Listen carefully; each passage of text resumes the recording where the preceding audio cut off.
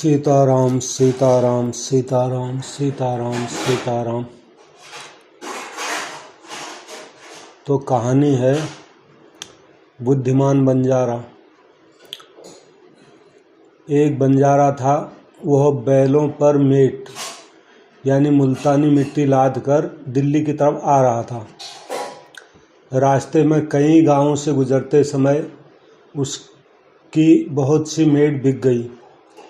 मुल्तानी मिट्टी बैलों की पीठ पर लदे बोरे आधे तो खाली हो गए और आधे भरे रह गए।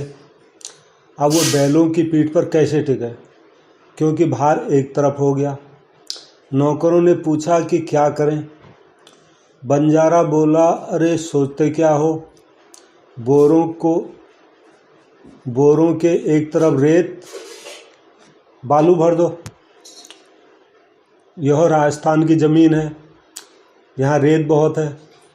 नौकरों ने वैसा ही किया। बैलों की पीठ पर एक तरफ आधे बोरे में मेट हो गई और दूसरी तरफ के जो आधे थे खाली, उनमें रेत हो गई। दिल्ली से एक सज्जन उधर आ रहे थे। उन्होंने बैलों पर लदे बोरों में से एक तरफ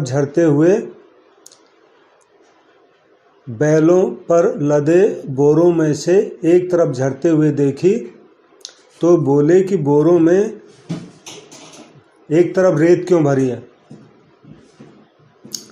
नौकरों ने कहा कि संतुलन करने के लिए भरी है।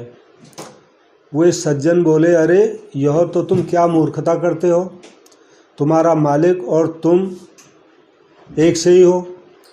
बैलों पर मुफ्त में ही भार ढोकर उनको मार रहे हो।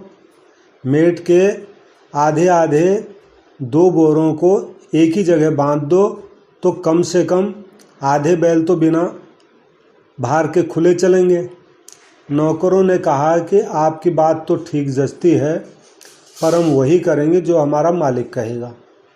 आप जाकर हमारे मालिक से यह बात कहो और उनसे हमें हुक्म दिलवाओ।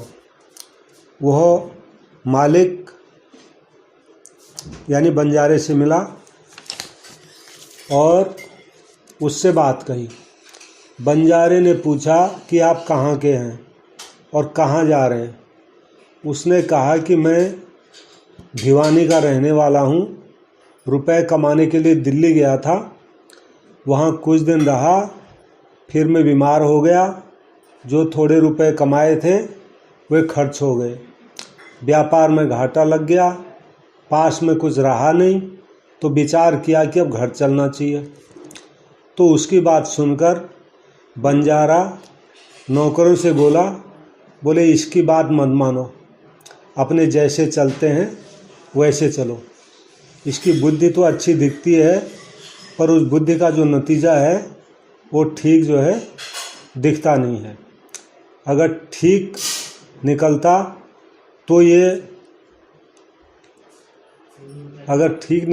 तो ये धनवान हो जाते।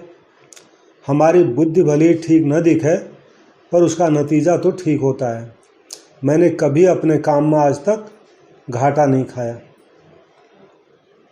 तो बंजारा अपने बैलों को लेकर दिल्ली पहुंचा। वहाँ उसने ज़मीन खरीदकर मेट और रेत दोनों की अलग अलग ढेर लगा दी। नौकरों से कहा कि बैलों को जंगलों में ले जाओ और जहाँ चारा पानी हो वहीं इनको रखो। यहाँ उनको चारा पानी खिलाएंगे तो हम कमाएंगे क्या। मेट बिकनी शुरू हो गई। उधर दिल्ली का बादशाह बीमार हो गया।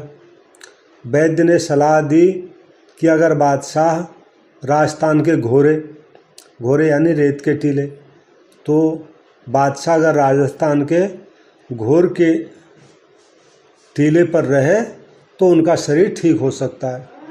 रेत में शरीर को निरोग करने की शक्ति होती है, अतः बादशाह को राजस्थान भेजो। तो किसी ने कहा कि राजस्थान क्यों भेजें, वहाँ की रेत यहीं मंगा लो। तो उसने कहा बात तो ठीक है, रेत लाने के लिए ऊँट को भेज दो। बोले ऊँट क्यों भेजे? रेत तो हमको यहाँ दिल्ली के बाज़ार में मिल जाएगी। बोले बाज़ार में कैसे मिल जाएगी? बोले अरे दिल्ली का बाज़ार है, यहाँ सब कुछ मिलता है। मैंने खुद देखा, एक जगह रेत का ढेर लगा हुआ था। अच्छा तो फिर जल्दी रेत मंगवा लो। तो बादशाह के आदमी बंजारे के पास गए और उससे पूछा कि रेत क्या भाव है। बंजारा बोला कि चाहे मेट खरीदो चाहे रेत खरीदो, भाव एक ही है। दोनों बैलों पर बराबर तुल कर आया है। बादशाह के आदमियों ने वो सारी रेत खरीद ली। अगर बंजारा दिल्ली से आए उस सज्जन की बात मानता तो ये मुफ्त के रुपए कैसे मिलते? इससे सिद्ध हुआ कि बंजारे की बुद्धि ठीक काम करती थी।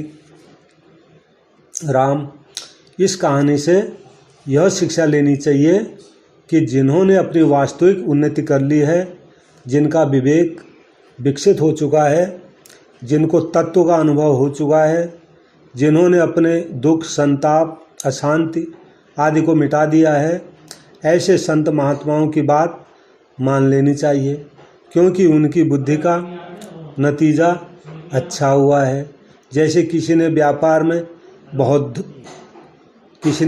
में बहुत धन कमाया हो, तो जैसा कहे वैसा ही हम करेंगे तो हमें लाभ होगा। उनको लाभ हुआ है तो हमें भी लाभ होगा। ऐसे ही हम संत महात्माओं की बात मानेंगे तो हमारे को भी अवश्य लाभ होगा। उनकी बात समझ में आए तो भी मान लेनी चाहिए और नहीं भी आए तो भी मान लेनी चाहिए। हमने आज तक अपनी समझ से काम किया तो कितना लाभ लिया है, अपनी बुद्धि से अब तक हमने कितनी उन्नति की है, यानी अपनी बुद्धि से उन्नति हमने नहीं की है। संतों की बात माननी चाहिए। जय श्री